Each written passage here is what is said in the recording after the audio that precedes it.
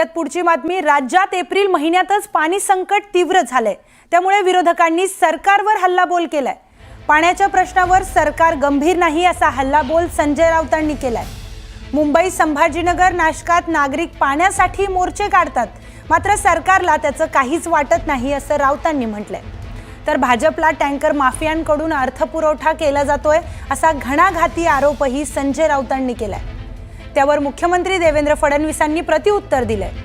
कोण संजय राऊत असा प्रत्युत्तर फडणवीसांनी दिलं।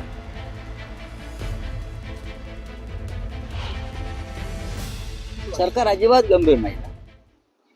पाण्याच्या प्रश्नावर सरकार मुंबईमध्ये पाण्यासाठी मोर्चे निघतात, प्रथमच नाशिकमध्ये मोर्चे निघतात पाण्यासाठी।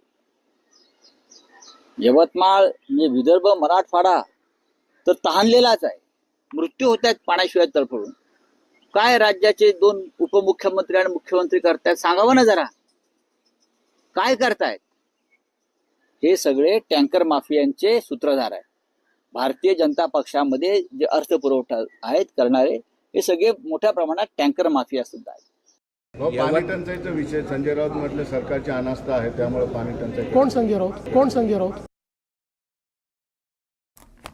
याचबरोबर पाहूयात पुढची बातमी। यवतमाळच्या काठोडा गावात नदीवर पाणी आणायला गेलेल्या 14 वर्षीय मुलीचा नदीत पडून मृत्यू झालाय।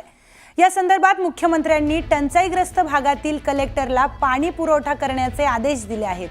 जिथे पाणी टंचाई असेल तिथे टँकरने पाणी पुरवठा करण्यात येणार आहे असं मुख्यमंत्री देवेंद्र फडणवीस म्हणाले। ज्या भागात पाण्याची समस्या आहे त्या समस्या आम्ही सोडवू असंही मुख्यमंत्री म्हणाले। तर यवतमाळच्या काठोडा याच गावातील हर घर जल योजनेच्या अपूर्ण स्वरूपात असलेल्या कामाबाबत पत्रकारांनी विचारलेल्या प्रश्नांवर बोलणं मुख्यमंत्र्यांनी टाळल्याचं पाहायला मिळालं। अशा जिथे टंचाई आहे तिथे आपण कलेक्टरला अधिकार दिलेले आहेत।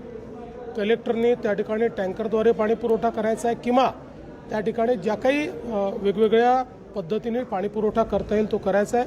आपल्याला कल्पना आहे की महाराष्ट्रामध्ये एप्रिल आणि मे हे 2 महिने असे असतात की ज्या काळामध्ये खूप भागामध्ये पाणी टंचाई तयार होते।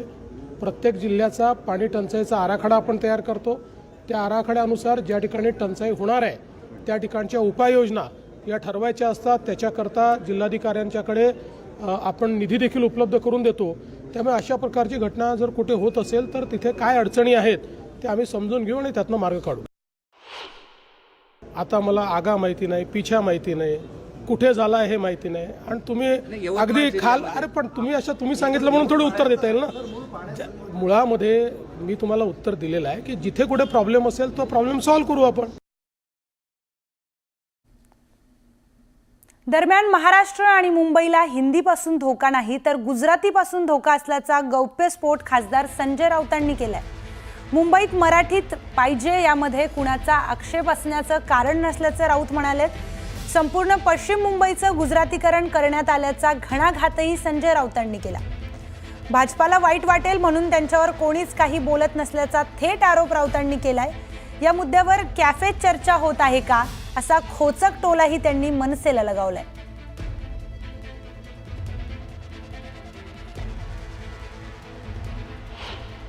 महाराष्ट्राला आणि मराठीला सगळ्यात जास्त खतरा, डेंजर, धोका हा कोणापासून असेल तर तो गुजराती लॉबीपासून आहे, गुजराती भाषेपासून आहे। ज्यांनी संपूर्ण पश्चिम मुंबईचं गुजरातीकरण करण्याचा प्रयत्न केला त्याच्यावरती गाव कोणी बोलत नाही। भाजपला वाईट वाटेल म्हणून काय त्याच्यावरती कॅफेत चर्चा होते का? महाराष्ट्रामध्ये मराठी भाषा ही कंपल्सरी आहे। सर्वांना मराठी भाषा अनिवार्य आहे। मराठी भाषा शिकलीच पाहिजे। त्याच्यासोबत दुसरी कुठली भाषा शिकायची असेल तर ती भाषा शिकता येते। आणि मला कधी कधी आश्चर्य वाटतं की हिंदीला विरोध आणि इंग्रजीला का नाही? इंग्रजीला पालख्या आणि हिंदीला विरोध, हे कुठला विचार आहे? त्यामुळे मराठीला जर कोणी विरोध केला तर आम्ही सहन करणार नाही।